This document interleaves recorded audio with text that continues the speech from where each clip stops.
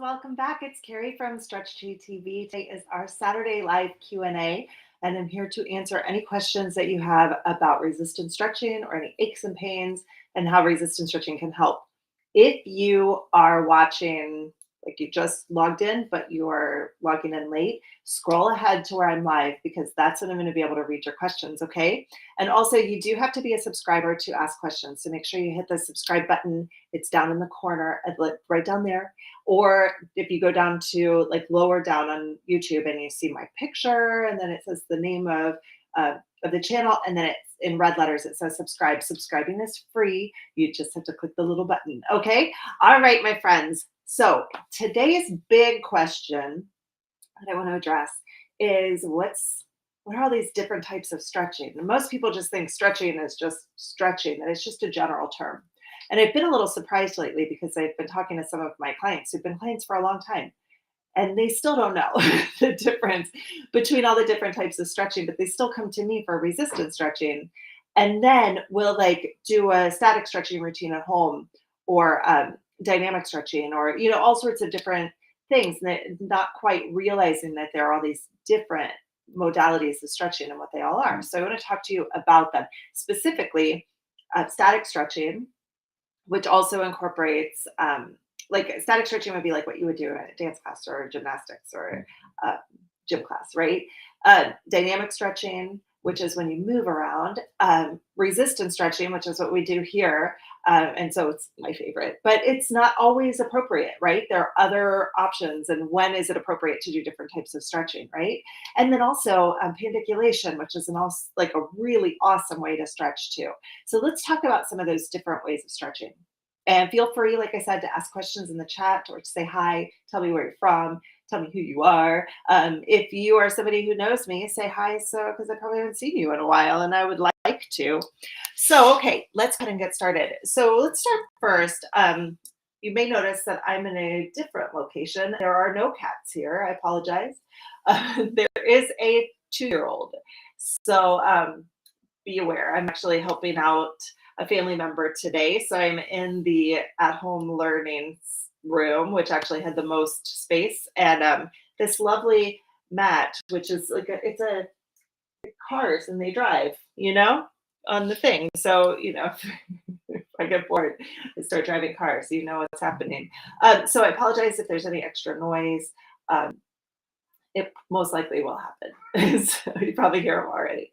He's super cute. So let's first talk about static stretching. What is static stretching? Static stretching is like what you were taught in gym class, right?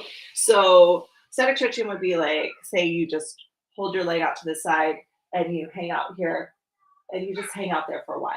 And it doesn't matter whether it hurts or feels good. It doesn't matter whether it feels productive or not. You're just kind of hanging out there, right? Now, this I would say is really a beneficial way to stretch if you're cooling down after a workout, right? Because your muscles are a little tight, they're a little sore, there's lactic acid, but you're also trying to get your heart rate down and just like kind of wrapping up your workout. So static stretching is a really great way to finish your workout. I approve of it then.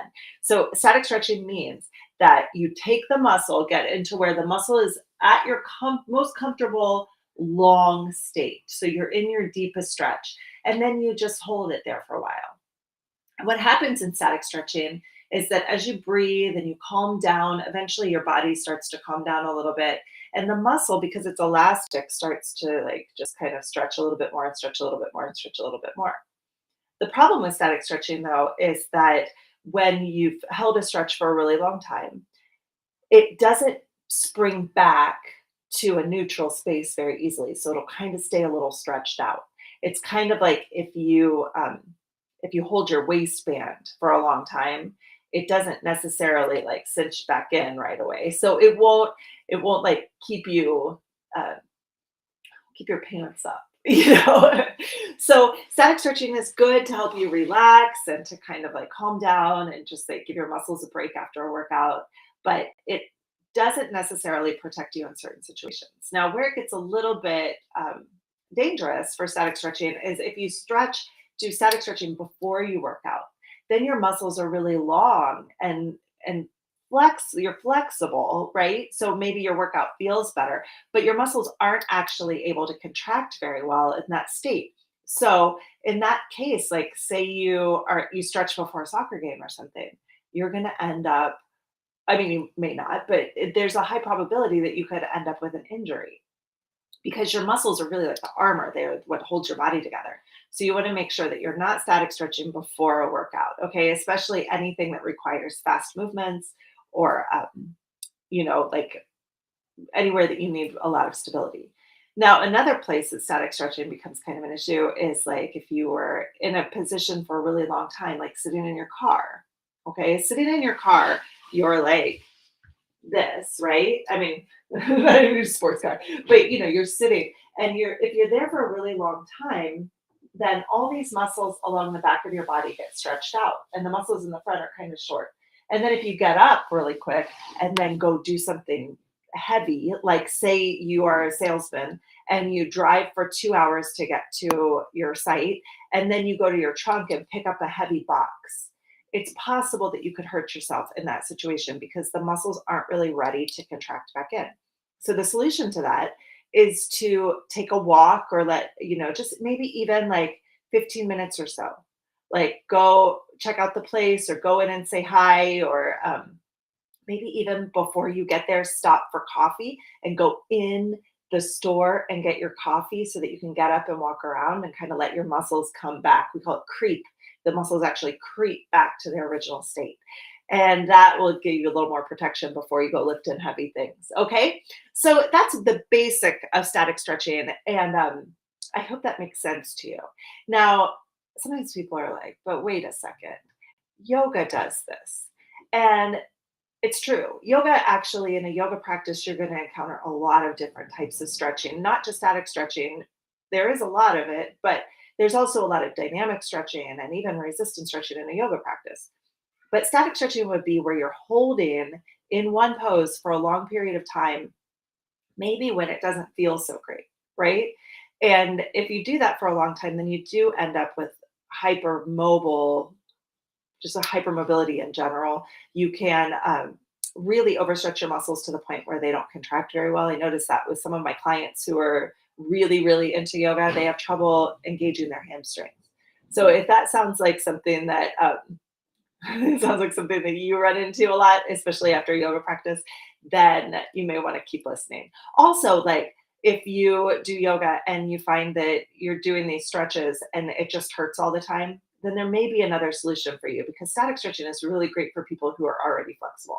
If it hurts, it's not helping. It's not helping at all. Okay. Your body doesn't like to be in pain, especially when you're stretching. I know I tell you that, and it's hard for people to believe because we're so used to being in pain when we stretch, but it doesn't have to be that way. Trust me. Trust me.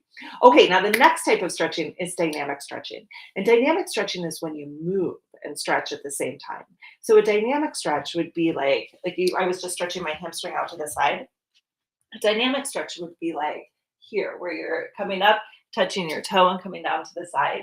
Dynamic stretching is actually really safe for your body. That would be a great way to warm up before a workout. So if you're getting ready to go play soccer, do some dynamic stretching before. It'd be like high knees or like windmills like that, or twisting like this, as I run into the piano. um, you you really are somewhat protected because your body is actually providing resistance at the end of that dynamic stretch. So say you're going back here again and you're coming into your windmill, your body will automatically tell you when to stop. So if you're here and you go to this point, your body will be like, that's enough. And then you come back up. You actually have the ability to pull yourself out of that deep stretch. And that's super important.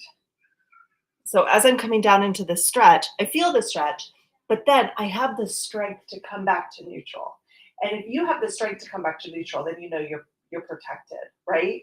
The difference in a static stretch would be like, say you're here for a long, long time and you're like this, and to get back up, you kind of have to like do one of these, right? If you can't get yourself out of a stretch in a really smooth and easy way, then it's not a protective stretch. You always want to make sure that you can push out of any position that you're in.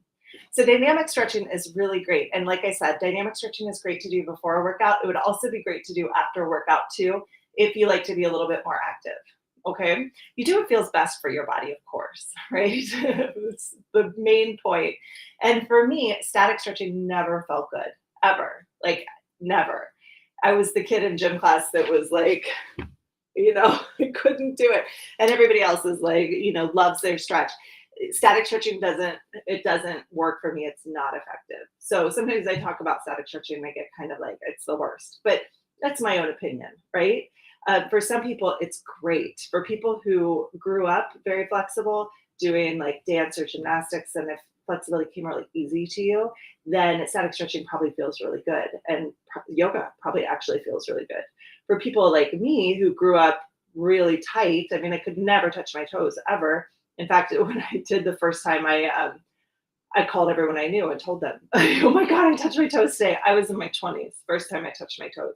So if that's your situation, if you're tight, if you're uncomfortable, then dynamic stretching is going to be the better option.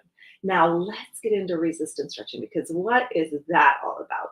So, in resistance stretching, what you end up doing is contracting the muscle on purpose, adding a little bit of strength training to get the muscle warmed up, and you're working the muscle from short to long. So, you actually go from the shortest position of the muscle to the longest position of the muscle. So if I was going to do a resistance stretch, same thing for my hamstrings, just like we've been stretching, I would maybe go into this position, come into a squat. So my hamstrings are short in this position, right? They're contracted, and then squeeze to lift myself up. So that would be a good resistance stretch. Sometimes I also do resistance stretching. You guys have seen many of my videos, I'm sure, by this point, where you stretch the hamstring this way, where you're contracting down. So you're going from a place where the muscle is as short as possible, adding resistance and pulling back up. Now, what's cool about resistance stretching is that you actually have all these little chain links in your muscles called sarcomeres. And without getting too technical, there are these little fibers, these little filaments inside each chain link. So if you imagine you have this huge link of chains, and all those chains fold up on each other or open up fully, right? Inside, there are all these little fibers, filaments that work together. And when you do a resistance stretch, just a little molecule of calcium, is it a molecule? Calcium is a molecule. Yeah, I'm not a scientist. Connects to one of those filaments and changes the way that the stretch actually works. So it stretches in a very different way. Dynamic stretching will get this too, if you're pulling in and out of a stretch and using gravity or body weight, okay? So resistance stretching is really great. The other cool thing about resistance stretching is that it teaches your brain and your muscles to talk to each other. So if there's any sort of compensation pattern or any issues, then resistance stretching can help you reset those compensation patterns, which is something that we're not really able to do in life as humans. Like if you have an injury and your body creates a compensation pattern, which basically means like instead of walking like normal, after you twist your ankle, you have a limp, right? That compensation pattern will kind of stick around so that every time you trip off a curb or you get close to tripping off a curb, you're probably going to act a little bit differently. Your body's going to act different. As we get older, we grow more compensation patterns, one on top of the other. Sometimes they're really great. Like even learning to walk is a compensation pattern, right? If you stand up and you lean forward, and when you lean forward, you fall down on your face, right? Like that's not helpful, right? So your body creates another pathway and it tells you to put your foot in front of you so that when you lean forward, you catch yourself. And then maybe you fall again, right? And so you put your other leg in front of you. It's the same thing when you learn to ride a bicycle. You get on the bicycle, you're going straight, right? You fall down, right? So if that happens, what your body does is it says, well, I don't want to do that. That hurt. So I'm going to do something different this time. So when your body feels the shift to the right, then you counterbalance it by leaning to the left. That's just a compensation pattern. Well, then you fall over again. And so then your body says, well, okay, I go this way, then I go this way, then I'm going to just keep balancing until I find my equilibrium.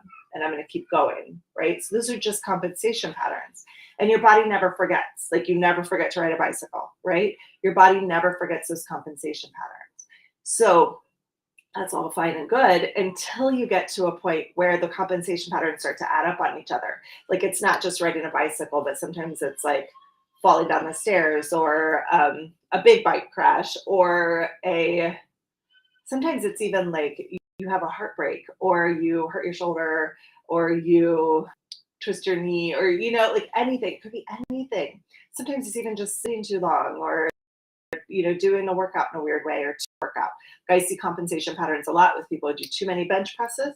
Their pec muscles will be like, I'm done. And then their traps will show up. And then people who are doing too many bench presses or too many push-ups, same motion, will end up with neck pain and like over thinning their trap muscles, their neck muscles, but then not having any pecs. And they're like, I don't understand. I do push-ups all the time. I have no pecs. It's like, I know exactly what's going on. Your pecs gave up at some point, and then your body forgot how to do that job, right? Another one is hip pain. When people run marathons, this happens a lot. It's not everybody. It's very, very common. You need to use your psoas muscle, which is right here in the front of your hip, to lift your leg so that you can run, right? It's part of the process. It's really important. But say you're running 20 miles and your body's not really conditioned to run 20 miles. There are some people who are like built for that. There are people who are not built for that and end up running a marathon because they're like, I'm going to do it this year. They torture their bodies through the whole summer and then they're never really the same. Well, what ends up happening is that the muscle right here on the side of your hip, psoas is right here. That's the one you need to use. The one on the outside here will take over. Well, that muscle hooks into your IT band. And if that muscle's taking over to make you run, then it's going to actually create IT band issues. And I mean, every runner I know has had IT band issues at some point. Okay, like IT band syndrome. That's the one that goes right down the side here. Okay, it's very easily figured out. It is a compensation pattern because the psoas in the front got a little overtaxed and decided not to work anymore. So it becomes like this plan B, and the body really, like, it doesn't really go back to plan A. It's like, well, that didn't work, so now I have to do something different. And it's kind of, muscles are kind of stubborn, right? They just kind of go that way. So anyway, when we do resistance stretching, we can actually problem solve around and figure out how to get those turned on. And that's what I do in my extended workouts. You've probably seen them before in the problem solving or in like group classes, or that's like the long classes on YouTube. They're pretty exciting. So that once you get that turned on, it's like, it's so cool. It's like you've hacked your body. I think that's amazing. Now, the other reason that resistance stretching can be really helpful is if you cramp. A lot of times people cramp and they don't understand why. They think that it's their nutrition, or maybe it's dehydration, or, they're always like, I need to eat more bananas, but they've eaten like 20 bananas that day. Sometimes the muscles get kind of like gummed up. They don't want to contract all the way. Like muscles should fold like an accordion. And sometimes they fold like a broken accordion, right? And that's when you get a cramp. It happens a lot in the middle of the night. And I'll tell you why. When you are asleep, say you're laying like this, right? Everything's fine. Everything's balanced and my foot's relaxed, right? If I flip over like this, then my foot here is really stretched. The front of my leg is really stretched out. The back of my leg is contracting. It may be contracting very fast because you flipped over in your sleep. And sometimes even when you're asleep, like your muscles don't react as quickly as they would because you have like sleep paralysis and that kind of stuff. It's just the way life is. So say you flip over like that really fast, then the calf muscle here has been forced to shorten really fast. And then it like folds up on itself and you get a Charlie horse in your sleep. I see it a lot in basketball games too, where guys get hamstring stretches. And sometimes it's, it is dehydration and nutrition. Maybe it's really hot that day or something. Like that does happen. But when it happens to a lot of people on the same team, it's an issue. And usually what happens, I've noticed, is that they squat too fast.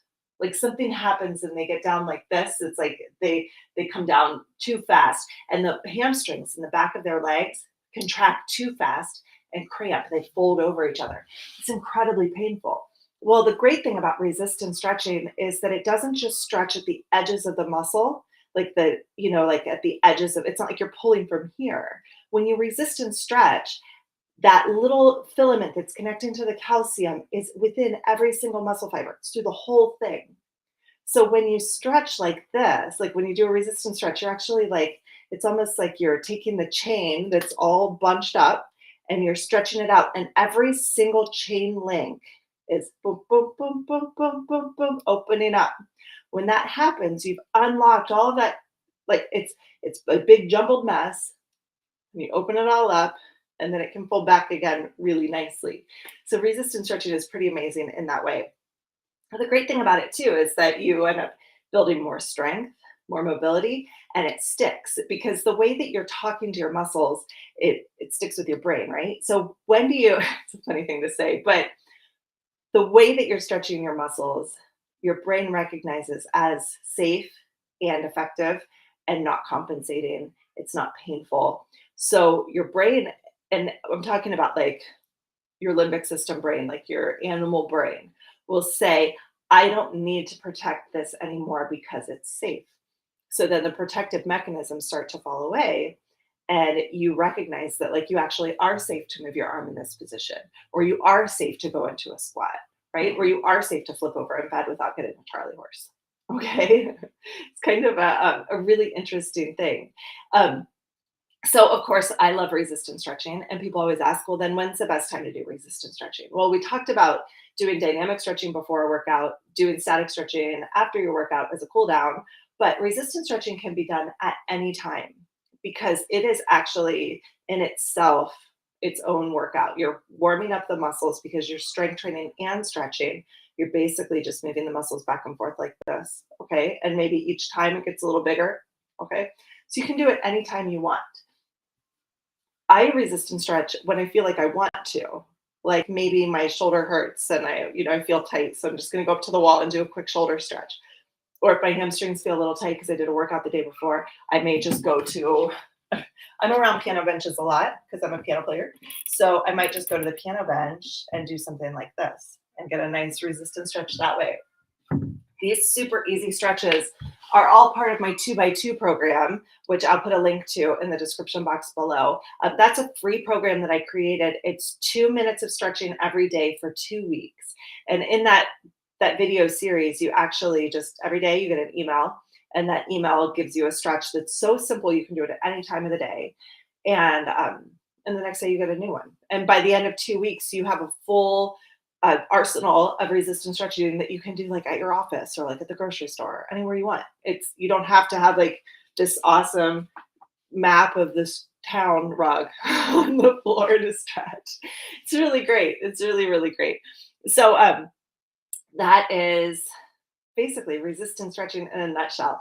It's so amazing. I mean, it's just like blew my mind. And I mean, I don't know how many of you really know my story. You probably don't. I don't talk about it too much. I was playing piano professionally in my 20s, and I'd say I was playing piano like 6 to 8 hours a day easily, teaching and playing for musical theater, and just lots of.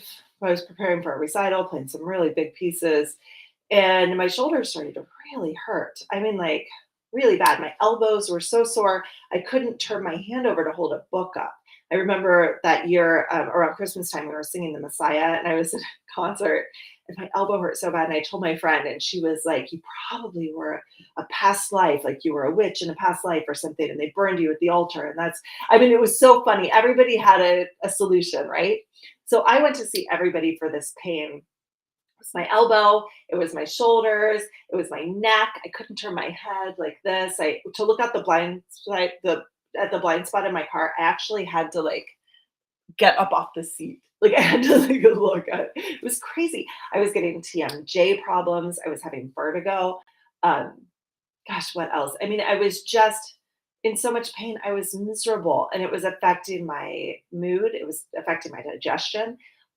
It was affecting just stress in general. I was just really having a hard time. So, and of course, playing the piano was pretty hard, but I still was like abusing myself playing the piano constantly because I had to. I had to. It was my job, and so anyway, everybody had a solution. I had my chakras aligned, past lives read. I also went to physical therapy, Feldenkrais, Alexander technique, massage therapy, Pilates, and yoga um, until I found resistance stretching. And it basically the instructor he put an ad. This was in like 2003. So Craigslist was actually still safe back then. I mean, I don't know where it is now. I don't really use it much anymore, but back then it was like the go-to.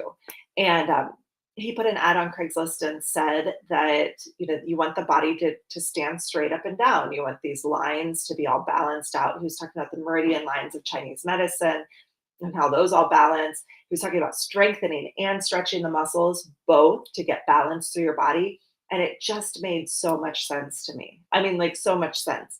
So I went to see him and I worked with him every 2 weeks, assisted stretching, resistance stretching assisted, which is when you lay on a table or on the floor and the practitioner actually gives you resistance to push against, and then they take you into the stretch. So it's very effective. It's amazing. I worked with him every 2 weeks for about 4 months. October, November. Yeah, I'd say about 3 to 4 months, and my pain was gone. And not gone in 4 months, but like gone quickly. And then I kept going to see him because I was like seeing so much progress. It was amazing. So those 4 months were pivotal for me, of course, because then I ended up taking on this entire career of my own. But I loved it so much that I mean, I can't even tell you, I haven't had a problem with my shoulders or my neck since. Nothing. I mean, besides like little things, like I'll do something stupid or, you sleep wrong or whatever, those sorts of things. But the injury never came back. I mean, ever. Pains never came back. My elbows are fine. Like I can hold heavy things. It's totally fine. So, resistance stretching has been like just my fix it, my go-to, my all-in-one. And I'll tell you, when I started doing resistance stretching, because there's so much strength training involved, I don't work out at the gym. I'll do fun stuff activity wise, like swimming or rock climbing or martial arts I've done for a while. I mean, there's like little things that I piece in my life. I just, put them in here and there. And they're all just fun. They're all just super fun. And my body feels great doing it. And then if I do something stupid, I just resist and stretch and it fixes everything. It's kind of so amazing. I can't even tell you. So anyway, that's resistance stretching in a nutshell. And I'd be happy to answer any questions, of course, about resistance stretching and how it works. But I would really encourage you guys to check out my channel, get the 2x2 program, dive a little bit into resistance stretching and see if it's the right thing for you. Okay. It's really helpful, especially if stretching is painful for you. If stretching's really hard, like static stretching just seems like it's ineffective, or you do dynamic stretches and you just feel like you're moving around a bunch. Resistance stretching actually is, it's quite, there's a lot of mind body connection in a way that like you actually feel your muscle stretching. You know that it's working. It's obvious when it's working. It's obvious when it's not working. And then there are tools and ways that you can actually get things that aren't working to start working. And that's the really cool part. If you are really like, I don't even know where to start, or like I'm starting from scratch, I'm a mess, I don't want to mess up my body. I have a program called Stretch Chi 101. It's on a platform called Thinkific. The link's also in the description below. Stretch Chi 101 starts you with dynamic stretching from the very beginning, very basic dynamic stretching, and each week adds a resistance stretching into the mix. So every week you get a new workout, stretching your entire body, working from like the basics to being much stronger and more flexible over the course of 4 months. Every day you get, or not every day, every week you get a new video. So that's a really cool option for those of you who want to like start from the beginning and work your way up. I am a piano teacher by birth, basically. I mean, I was teaching people piano from like the beginning of time. And I understand that there's a step-by-step process that happens with learning, especially when you're using your body. And so this method, the Stretch Chi 101, starts you from the very beginning. So if you've ever taken piano lessons, it's like finding middle C. That's like your first day. And it might seem really easy, and that's good. And then the next week, I add a little bit extra on it. So maybe you add a little bit more to your C position, right? And then it still feels really easy, but it's gotten a little bit harder, but it still feels easy. And that's really important. And then you move to the next level, and we have 3 resistance stretches at that point. It still feels really easy. And as you move through, eventually you get up to like week 5 or 6, and you're like, wow, I'm really working out. But it doesn't feel like it's painful in the beginning, right? You work up slowly. It's very important, okay? Because your body needs it. It needs its space and its time, and it needs to feel really safe. Your body has to feel safe if you're going to get a productive stretch. Okay. Now, the last type of stretching that I wanted to talk about is pandiculation, and this is my favorite. Pandiculation is when you wake up in the morning and you open, you're like, roar. If you see how it's like you unravel your body from the inside, and there's resistance to it. And the last step is to kind of like open your arm, open your fingers up, maybe twist and turn and kind of follow the tension. This is how you stretch fascia. Okay, fascia is like the skin on top of your muscles, and it also gets really tight. Of course, you can pandiculate whenever you want, but I'll tell you the best way to pandiculate is to just do it what your body wants to, because it's very innate in our being to pandiculate. I also do a lot of pandiculation in Stretch G 101 too. It's really a great way to end your stretching workout. So I would really encourage you to do some panniculating, especially when you wake up in the morning. It's really great actually if you have plantar fasciitis because it stretches the fascia. And when you have plantar fasciitis, the tightness is in your fascia. So like what I do when if I ever have plantar fasciitis, it usually happens like if I've been walking too much in bad shoes or like if I went out dancing or something, my feet are like, what? What have you done? A great way to pandiculate is to just roll your foot around like this. It's a really great way to stretch out your foot. And so here what I'm doing is just with a little bit of resistance, I'm moving my body in the way that it feels good to my body. And that's pretty amazing, right? So those are four basic, really easy ways to stretch your body. I hope that was really helpful. It's about 9:30. It doesn't look like there's any questions yet, but you know what, you guys? I'm going to keep showing up because people do watch these after the fact. But put it in your calendar that class is at 9 a.m. Central Time. And if for any reason, if any of you guys are like, I would love to do that, but I am just never going to make it on Saturday mornings at 9 a.m., let me know because I'm not opposed to changing the time. Just leave a comment down below, okay? Give me a thumbs up if you like this video. All right. And be sure to subscribe. It's really important because I'm working towards a goal of subscribers.